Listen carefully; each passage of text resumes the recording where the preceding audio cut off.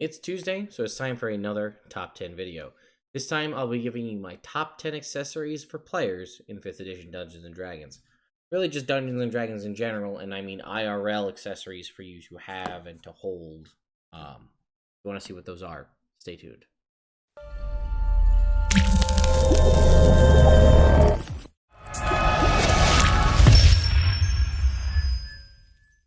So up front, I do want to get a couple rules out of the way. One, I'm not going to be really going over dice. Dice are a requirement pretty much for the game, so I'm not going to put dice on this list. I am going to make for the DMs, I had said no books, but I'm going to change that rule because I have some points I want to make in ones going through this. But one thing I will say is anything I pretty much listed for the DMs could probably be also an accessory for a player. Like, for example, a spell template, right? That could fit as a player. But I have a few more specific things, and I'll be honest, it was a little bit of a stretch to get to 10. But hopefully you enjoy it, so let's get on with the video. Number 10. Number 10 is a mini. The reason this is so low on the list is because, or so high on the list depending on how you look at it, is because, as I stated in the DMs video, not everybody plays with a grid. However, I have found, and I've been victim of this myself, if you show up to a table, let's say at a game store, at a convention, or at your regular weekly game, and your DM uses a mat, it's always like, well, what are you playing? And you're like, oh, I'm playing a human cleric. And they're like, well, I've got this person, this can be you. And that always is, if it's a one-off at a convention, you're never going to play that particular character or with that group of people ever again, then it may not matter. But if it's something you're going to be playing consistently, you may want to have a representation, like a cool mini that you like. Now, maybe it's not even a mini that looks just like your character. Maybe it's a figurine. Maybe it's whatever it is, but something that you like that represents you. And I realize that that's probably pretty dumb, but I feel like it can, one, if it's something recognizable that you will never get lost in the series of battle if there's a ton of minis. Like, if you are a bright orange, tiny little ninja guy that I mentioned last week, right? Those little ninja guys, you're not going to forget that, right? That's me. I'm the bright neon orange guy. You won't get lost or move the wrong mini around the board if you're all the same black color painted minis that are all primed and never painted. You may get lost, right? Again, if you want to spend the money on something like a Hero Forge mini and go crazy and customize it and paint it and whatever else, you can do that. But I just find if you have a mini that is tied to your character, maybe that's because I'm mini obsessed, that could be why. It makes me feel more immediately. I mean, I find that a battle grid and a map makes me more invested in the combat. I'm better as a player if I can visually see things. It helps me, and that's probably because that's how I started playing Dungeons & Dragons, was with a grid and with everything all planned out. And I had a little mini for me and a little mini for my animal companion, and that helped me, right? And that was good, and I enjoyed that. So that's why it's number 10 on this list. If you're playing with a grid, having a mini that you like, again, it doesn't have to be custom, but a mini that you like that represents you, rather than your DM fishing through their box of minis to find something, or being like, oh, you can just be a spare D20 or a spare D12 because no one uses those. Having something that truly is yours may help make you feel more invested and make you have a better time. Number 9. Number 9 is spell cards, right? I'm not sponsored by Gale Force 9. I don't have any direct affiliations with them. But if you've looked, some of the stuff most of you way back in the day learned about this channel was from my reviews of Gale Force 9's spell cards. So, again, the reason this is only number 9 on the list is, one, you may not be playing a spellcaster, so spell cards are completely pointless to you. But with digital tools like D&D Beyond and other things like that, I used to have these. Look, these are cleric cards, these are cleric cards. I probably have 2 to 3 sets of every single one of these cards. Some of those are because I bought them myself. Some were sent for reviews from Gale Force 9. Some were doubles and triples. So I have a lot of these sets of cards, which is good. But I find myself not using these at all anymore because I just use D&D Beyond's digital tools. And if I'm playing a game online, then that makes things way easier. But if you don't have D&D Beyond, you're not subscribed to it, you're not getting all the benefits from those things, because there is a monetary cost associated with the subscription to D&D Beyond. And if whoever's campaign you're in doesn't have things unlocked, it may not be of use to you. Or if you want to play a completely unplugged tactile game, maybe you don't like having digital tool sets. And that's the thing, right? Maybe you want to just go rent a cabin in the woods. Don't read any weird flesh stitch books from the basement from that cabin in the woods. But if you go to a cabin in the woods and you want to just unplug and everybody plays at the table, no phones, no technology, we're here to play D&D, and you don't want to have people constantly looking at their phones or pulling up references or flipping through books, then these spell cards could be the answer for you, right? There's a lot of spells. Not everybody can memorize every single one, and even if you think you do, there may be stuff you miss. So having a quick reference guide, you can get like these fit in like the pocket folders that you used to keep your trading cards or your baseball cards or whatever in. You can get those and then do them back to back and flip back and forth. That's what I used to do with my spells before I had access to a digital tool set. So that may be something to look into. They're readily available from Gale Force 9. These things run about, they charge a little bit more depending on like if it's a specific, like if it's Bard, I think it's less than if you get the Arcane, which is all the Arcane casters. Gotta be careful though, right? Because there's like the Xanathar's Guide spells. They do also have these for racial spells, and they even have ones for the maneuvers. So even if you're not a spellcaster and you're like a physical one, like a Battlemaster fighter, they have maneuver cards as well. So there's options out there. Again, quick references for abilities and spells. But again, if you have digital tool sets or you don't play a spellcaster, these things have no use for you. But I'm sure you've seen them around. I'm sure you've seen people using them. There'll be links in the description if you'd like to pick up some for yourself. Number 8. Number 8 is a means for tracking your hit points.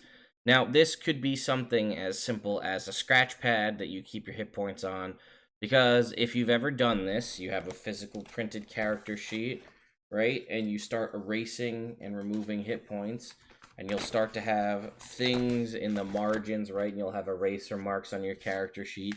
And after a while, you'll just rub that eraser right through the character sheet, and it's time to get a new one. So I've always found some means for tracking your hit points. Now, again, if you're using a digital toolset, I should also say this is not sponsored by D&D Beyond in any way. I just do genuinely appreciate their toolset. But if you're using something like a digital tracker like D&D Beyond or an app on your phone, that gives you a way to keep track of your hit points digitally so you're not erasing on your character sheet. You could get one of these like character folios from Ultra Pro, where this is basically in a sheet. You can make these relatively easy on your own as well, just with like a pocket folder with the binding in the middle and just a clear plastic sheet. And then this here is a plastic thing, so you can write on this with a dry erase or a wet erase marker. And then if you write on it, then you can just wipe it off so you can keep track of your hit points that way. You could do something like a small dry erase board. You could get, one of these kind of spell book, dice roller or like dry erase board combos. You could use a Magic the Gathering life point counter potentially too. Just some means to track your hit points outside of just writing and erasing on your character sheet, so that you're not constantly losing it. And you do this, your pencil's dull, your pencil tip breaks, it pokes a hole through the character sheet. You can't read if that's a 6 or is that an 8. And now it's like that 2 hit points matters at this point because you're down to the wire. So just something to make it cleaner and easier for you so you can enjoy the experience more overall. Number 7. Number 7 is probably going to be a little bit of a weird one, but I'm going to say a spare character sheet for, and I guess I'll caveat to that in a little bit, but also your character sheet. I don't know how many times, and maybe this is just some of the folks that I play with, where we show up to play D&D and they don't have their character sheet one at all. So now it's just like, try to remember everything that was on your character sheet and what your stats were and all of that. Once again, thankfully, things like digital tool sets do prevent people from forgetting what their character sheets are and what's on them completely. But before we had those, I'd literally had a player show up probably in the course of like 3 months, probably 4 times without his character sheet, and he had to just figure it out on the spot. So one, remember to bring your actual character sheet in some form to every game. That seems like a no-brainer. But I would say a spare sheet. I know that's not really like a true accessory, but I would say bring an extra character sheet. If nothing, for the example that I just went over in the previous one where I talked about racing through your character sheet, or something changes and you have to clear out your inventory, sometimes it's just nicer to have a spare extra character sheet to just rewrite everything over when it's cleaner. Maybe you had a big level up and you swapped spells around and everything. It'll be nice and easy. Or if somebody else shows up to the table and doesn't have a character sheet, you've got the spare rather than your DM having to figure out to go print one out. It's easy if the DM's in their own house, like I am when I typically DM. So I can just go over here to my computer and then print one out on my printer. But if you're DMing out at a convention, out at a space, if you have an extra character sheet, you may save the day. So again, I know that's pretty weird, but again, it's my list, so whatever. Number 6. Number 6 is, well, really it's a writing utensil of some kind, but more often than not, it's a pencil. I went over how important I thought the right pen was in my DM video, but I'd say again, if you're using a physical character sheet, pencils, right? I mean, we all have seen the memes about like, I too like to live dangerously when you do your entire character sheet in pen, but pencil. And to caveat on that, if you're doing mechanical pencils, my favorite to do, I don't really have a particular favorite, but I prefer mechanical pencils. I prefer 0.5 millimeter mechanical pencils. Maybe an eraser, right? Because these little eraser nubs, these get worn out real quick, right? You see them a lot more. They look like this or even worse. So maybe an eraser, maybe spare pencil lead if you have a particular pencil that you really like, extra lead for it. Or if you just be like me and just buy a pack of these and throw them in your bag, you do that. If you're doing a traditional sharpenable pencil, bring a pencil sharpener. You don't know the scenario where you're going to be in. Again, I feel like in the past it was more likely that people had pencil sharpeners. Like I had like one of those elementary school style turn crank pencil sharpeners in my house growing up. I don't have one in my house now because it's very rare that I use that kind of pencil in my life now. Some people really like those. Have a pocket pencil sharpener because if you don't have a pocket knife or an extra pencil, you're going to be out of luck in whatever scenario and you're going to be borrowing someone from someone else. And then again, just have extra pencils. You don't want to be that guy, again, showing up to the first day of class and having to borrow somebody else's pencil. Same kind of thing. You're showing up at a table to play D&D, having the few bare essentials in the dice and the character sheet and the writing utensils goes a long way to show that, like, hey, I'm here to actually play and I'm taking this seriously. So again, something to write with. Again, a digital tool set may remove some of the need for that, but you're still going to need something to take notes on. Maybe you're drawing out battle maps, your own personal battle maps on a piece of scrap paper, something to draw with. Potentially, if you're doing puzzles, the ability to erase things may be important rather than having to scratch them out because the DM may only have a certain number of resources. So you only being able to write on it once and then erase it may be of importance. So just, again, something to consider. Number 5. Number 5 is a dice roller app. Now, while we all love to roll physical dice, myself included, I have recognized that there are times where a dice rolling app is supreme. That would be times where you are going to be, and this is on you to know, right? Because if you are playing a fighter and the most you ever roll on a given turn would be 2d8 when you crit on your longsword, then you probably don't need a die rolling app. But if you are a rogue, a paladin who's going to be slinging a ton of d8s or d6s or a hexblade or whatever, they're going to be throwing a ton of d8s and d6s on sneak attacks and smites and then doubling that amount of dice on critical hits. If you're going to be slinging high level fireballs or magic of any kind, a die rolling app or something to digitally roll dice may be a huge time saver for you, especially if you don't have the dice or your math and you're not quick on your addition skills for math, right? If I'm rolling, and I mean I have at least at one point, because I think I have it saved in my die rolling app, rolled something like 12 to more than that d8's worth of dice at a time for critting as a paladin, or you may be hitting something like 18d6 if you are a high level and you crit as a rogue, right? Or more than that. So that's a lot of dice to roll. You, one, may not have enough dice physically to roll those all. And then there's the fun part of, did I roll all these dice? Was this dice in my dice box on the table? Whatever, was that part of the ones that I rolled?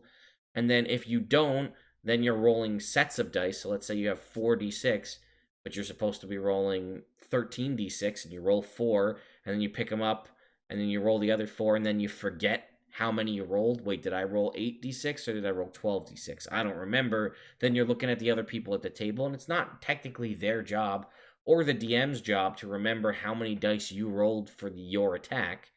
So if you just can hit something and be like, all right, die roller, let's roll me 18d8, and it just rolls them all for you, and it tells you the number right here once it stops rolling, maybe. Let's see if that will work. So that'll tell me, 69. I rolled a 69, which is hilarious. But that's my point. Like, I could just do that. Also, a lot of apps will also let you do that. Like, let's see. I think I can use Google Plus, and I can say, or my Google Assistant here, roll 14d6. It's Sum of your rolls is 47. Right, so there I go. I have that. I would also, I mean, that's also something that's useful for a DM as well, depending on how it is. But as a player, you know the joy of rolling a ton of dice, and that's awesome. And I totally get that. But if it's going to bog down combat because you are routinely critting or you're slinging high-level magics, some means to expedite the rolling may be useful. Again, it's not for everybody, and depending on how you handle crits at your table, if you just roll dice one time and then double that amount, or you do the maximum number plus a set of die rolls, there's other ways that it may not be as important. But again, it can be a lifesaver in a pinch if you're trying to speed things along, especially in like organized play scenarios where you only have a limited time to do what you need to do. That could be a huge help. Number 4.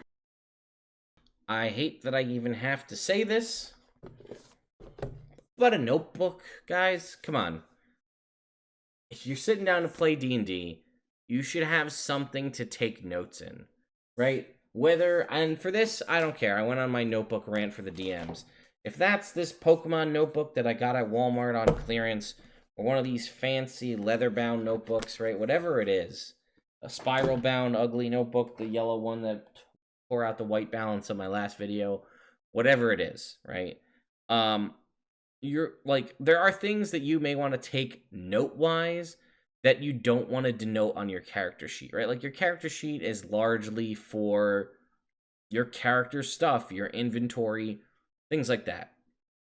Notes and clues and hints that the DM gives you about future plot points or research. Now, I'm a pretty lenient DM, right? I let my players, I'll fill them in on a lot of things, or I'll remind them of stuff.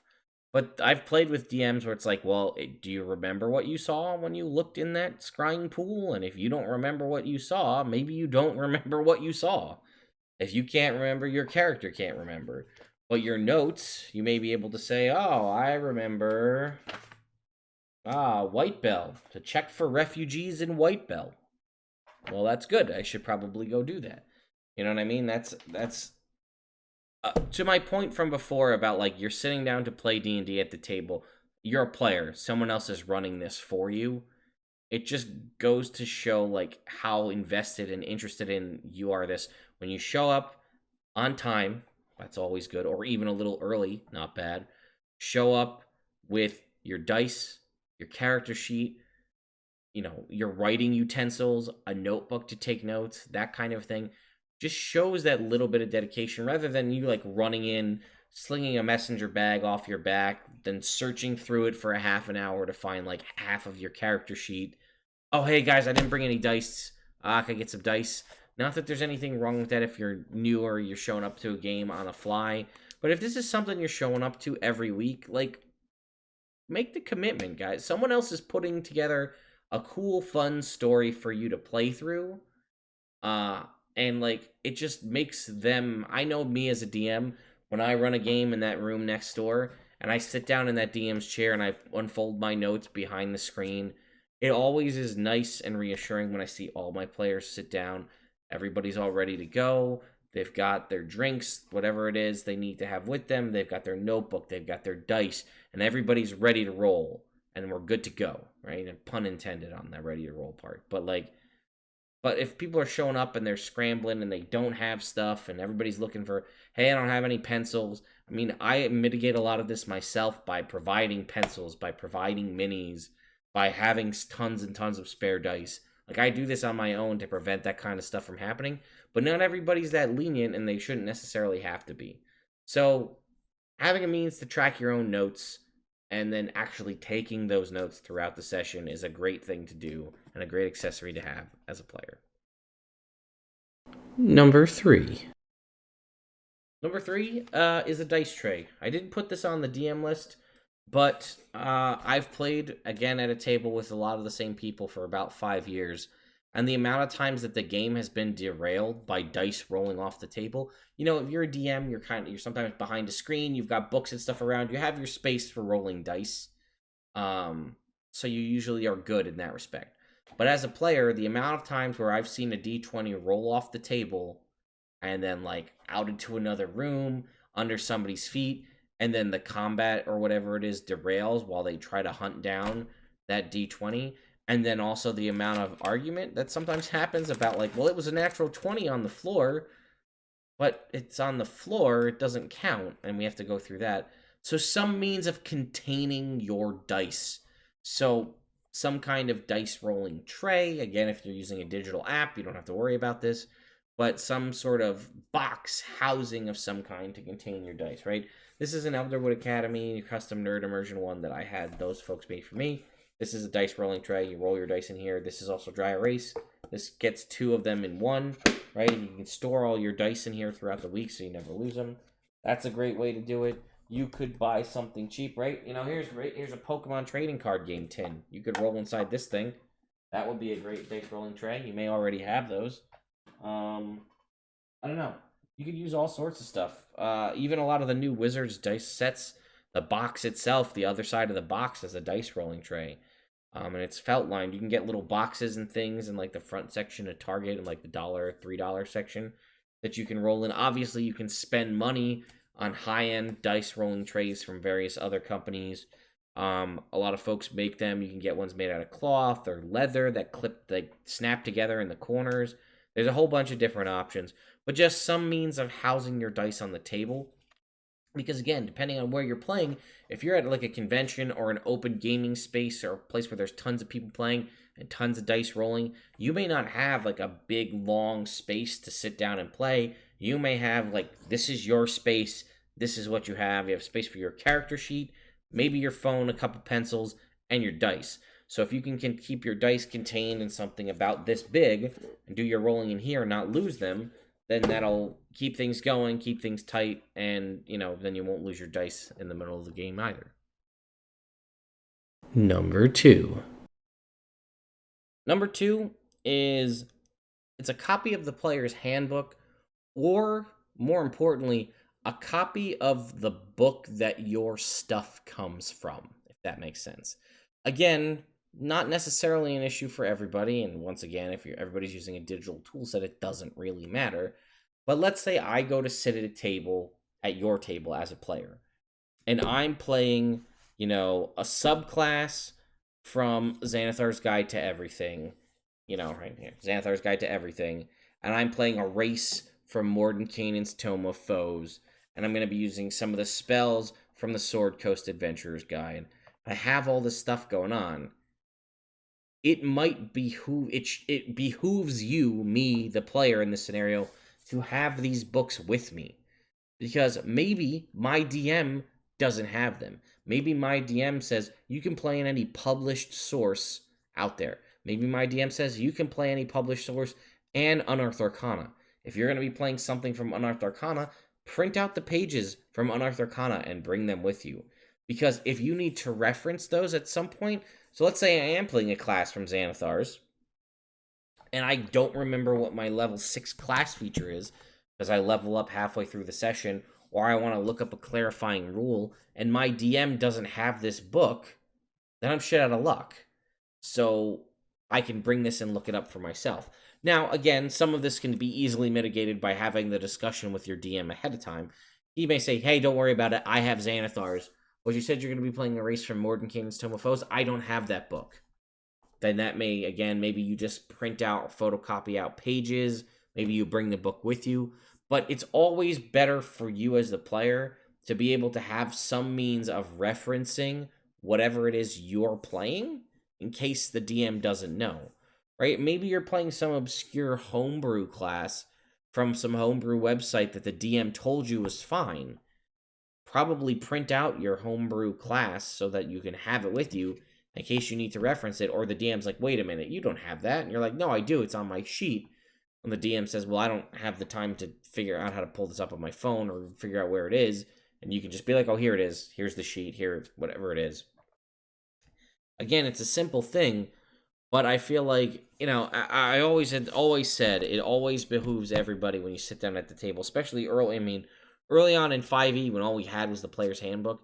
It was useful for every player at the table to have a copy of the player's handbook. In case I need to look up a spell, and you want to look up a spell, and you want to look up a class feature, we all don't have to pass the player's handbook back and forth. Everybody can look it up. Again, digital tool sets, everybody can have their own access to the same thing and look it all up that way. But it's not a bad idea to have a copy of your book, especially if you're going to a convention. Maybe it's a new book that just came out, like Raid Explorer's Guide to Wildemount came out today.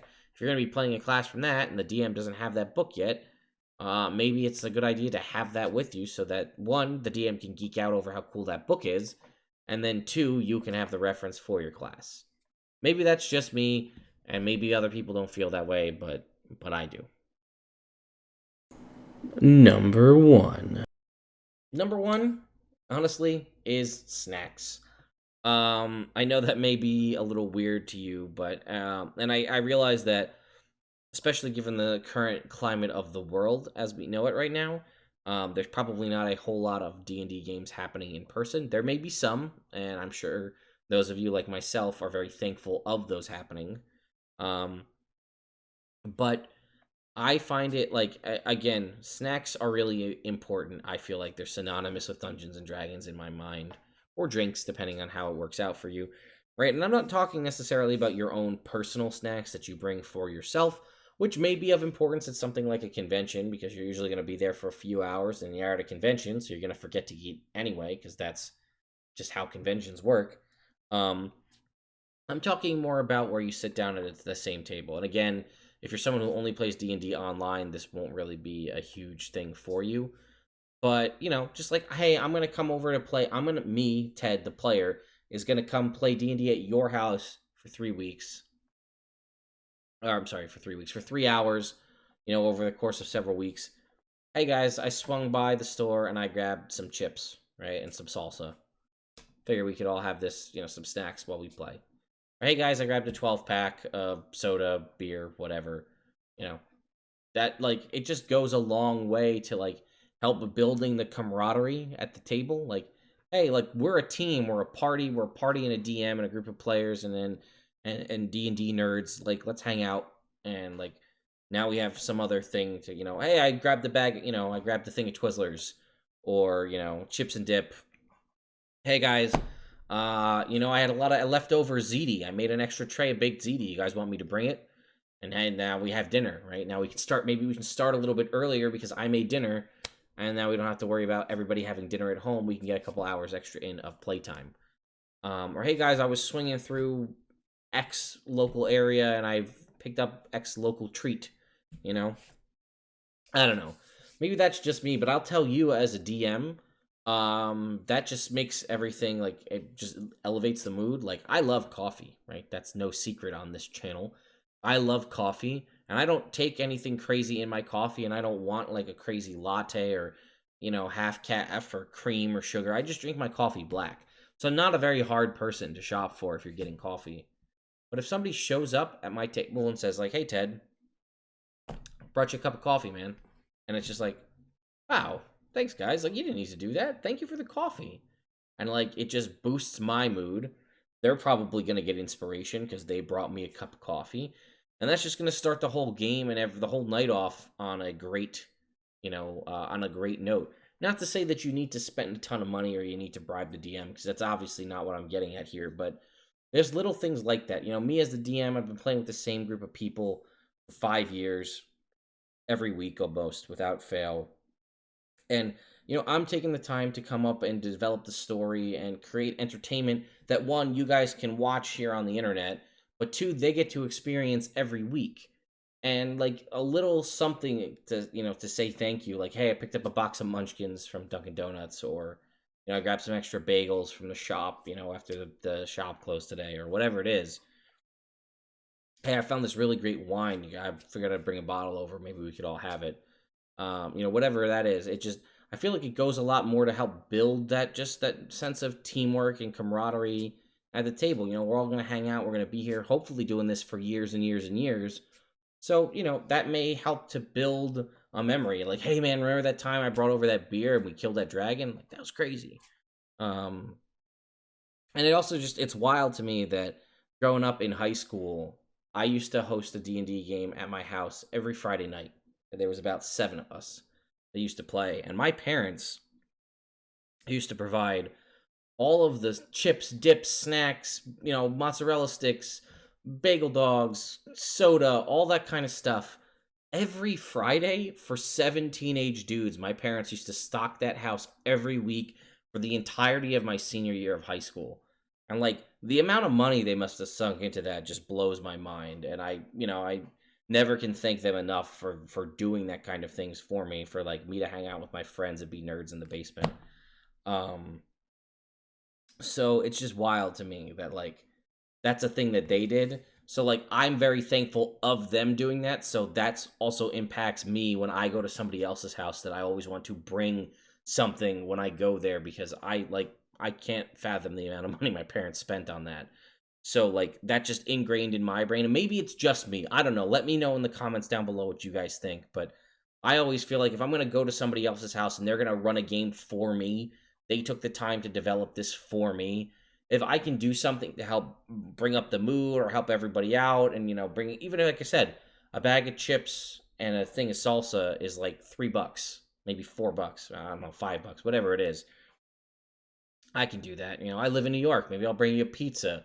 Maybe I'll go grab some bagels. You know what it is? Maybe I'll swing by, a convenience store on the way and I'll grab a 6-pack, or hey, like, this new beer came out that I really like. I think you guys should try it, and I'll bring some over. Or, hey, I bought this new thing of coffee from this new coffee shop. Let's try it out. I don't know. Maybe that's just me. Maybe I'm crazy, but this is my top 10 list of accessories for players. Let me know your list in the comments down below. Like I said at the start, it was kind of a stretch to hit 10. I feel like I probably could have done a top 5 on some of these, and some of these are sort of repeats, but I don't know. I'm sticking with the format, so thank you all so much for watching. If you do like this and you want to see content covering all of the new book releases, because there are several we know coming out in the next couple months, including stuff covering Explorer's Guide to Wildemount, you're going to want to subscribe to the channel, ring that notification bell so you can stay up to date on my recent uploads, because there's going to be a bunch over the next couple hours or couple days. So you're going to want to stay up to date on that. I do have a giveaway that's still running for a little bit longer for 20K subscribers here on YouTube, where you can win a bunch of cool books. And I do have some merchandise in our merchandise shop if you're interested. There are links in the description for all of that, as well as everything in this video. I hope you all enjoyed it, and I'll see you next time.